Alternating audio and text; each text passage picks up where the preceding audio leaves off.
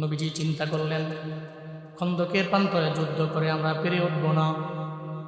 ওই জায়গায় 3 দলের লোকেরা আসবে, আমি নবীর দ্বারা, আমার সাহাবায়ে কেরামের দ্বারা সম্ভব না। নবী চিন্তা করলেন, খন্দকের প্রান্তরে আমরা যুদ্ধ করব না, বরং কুড়িকা খনন করব, খাল খনন করব। নবীজির সঙ্গে সাহাবায়ে কেরাম নিয়ে গেলেন, 1500 সাহাবা নিয়ে খন্দকের প্রান্তরে আমার মায়ার নবীজি চলে গেলেন। ওখানে যাওয়ার পরে একটা বারের জন্য নবী বলেন না, এই তোমরা সবাই খাল খনন করার কাজে তোমরা লেগে যাও। একটা বারের জন্য নবী এদের বলে না, বরং সবার আগে বলে, আমারে বুঝাটা আমার মাথার মধ্যে দিয়া দাও, আমার কাঁধের মধ্যে আমারে দিয়া দাও।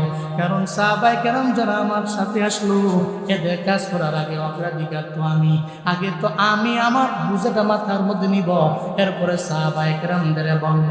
কিন্তু আমগো দেশের লিডাররা যদি হইতো, ওই কাজ যা করার তোরা কর, আস্থার মধ্যে দাঁড়াইয়া কয় এটা কর, এটা কর, এটা কর।